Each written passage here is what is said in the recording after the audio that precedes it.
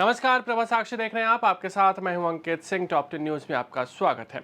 Bharatiya Janata party के वरिष्ठ नेता रविशंकर प्रसाद ने कहा है कि फ्रांस ने पाकिस्तान में पनप रहे आतंकवाद के खिलाफ लड़ाई में भारत के साथ अपनी एकजुटता दोहराई और इस बात पर सहमति व्यक्त की कि लोकतांत्रिक दुनिया को इस मुद्दे पर एक स्वर में आवाज उठाने की जरूरत है। आतंकवाद पर भारत के रुख से अवगत कराने के लिए यूरोप यात्रा पर गए सर्वदलीय प्रतिनिधिमंडल का नेतृत्व कर रहे प्रसाद ने पेरिस यात्रा के समापन पर ये बातें कही हैं। कांग्रेस ने बुधवार को कहा कि अमेरिका के ट्रंप प्रशासन द्वारा किए जा रहे इस दावे पर कि प्रधानमंत्री नरेंद्र मोदी को अपनी चुप्पी तोड़नी चाहिए कि राष्ट्रपति डोनाल्ड ट्रंप ने भारत और पाकिस्तान के बीच सैन्य संघर्ष, व्यापार एवं शुल्क को आधार बनाकर रुकवाया था। तृणमूल कांग्रेस ने मानसून सत्र से पहले जून में संसद का विशेष सत्र बुलाने की बुधवार को मांग की। मानसून सत्र जुलाई में होने की संभावना है।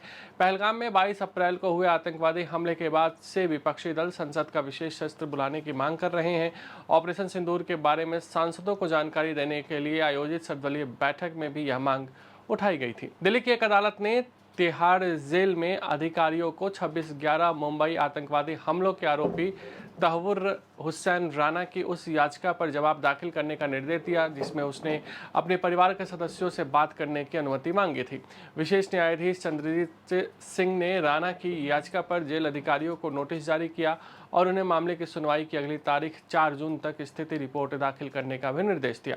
कांग्रेस नेता उदित राज ने अपनी पार्टी के सांसद शशि थरूर के एक ताज़ा बयान को लेकर बुधवार को उन पर निशाना साधा और कहा कि उन्हें भारतीय जनता पार्टी का मुख्य प्रवक्ता घोषित कर दिया जाना चाहिए।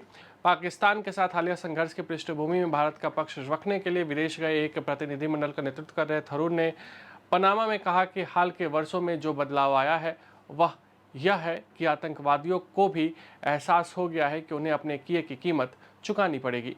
केंद्र सरकार ने धान का न्यूनतम समर्थन मूल्य 3% बढ़ाकर 2369 रुपये प्रति क्विंटल कर दिया है, जबकि 2025-26 खरीफ विपणन सत्र के लिए दलहन एवं तिलहन की दरों में 9% तक की वृद्धि की गई है।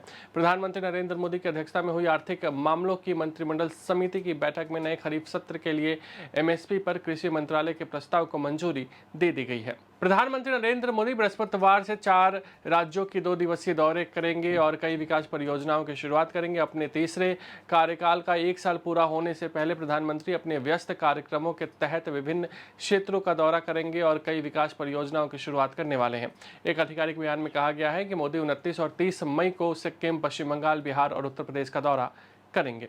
कर्नाटक के मुख्यमंत्री सिद्धारमैया ने बुधवार को कहा कि कन्नड़ का इतिहास बहुत पुराना है और अभिनेता कमल हासन को इसकी जानकारी नहीं है। मुख्यमंत्री ने यह बयान हासन की हाल में उस टिप्पणी के जवाब में दिया जो उन्होंने चेन्नई में अपनी आगामी फिल्म ठग लाइफ का ऑडियो जारी किए जाने के मौके पर दी थी। हसन ने दावा किया था कि कन्नड़ तमिल से उत्पन्न हुई है। मणिपुर में भाजपा विधायक थोकचोम राधेश्याम सिंह ने बुधवार को राज्यपाल अजय कुमार भल्ला से मुलाकात के बाद दावा किया कि 44 विधायक नई सरकार बनाने के लिए तैयार हैं। सिंह ने 9 अन्य विधायकों के साथ राजभवन में राज्यपाल से मुलाकात की। उन्होंने कहा कि 44 विधायक जनता की इच्छा के अनुसार सरकार बनाने की तैयारी में है।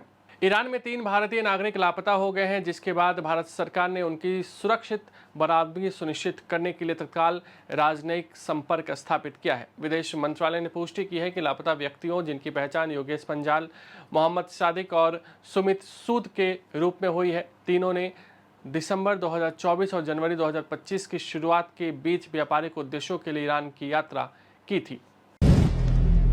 अगर आप भी लेना चाहते हैं देश दुनिया की तमाम जानकारी तो आज ही सब्सक्राइब करें हमारे चैनल को। साथ ही नीचे दिए बेल आइकन को जरूर दबाएं ताकि हर अपडेट आप तक पहुंच सके।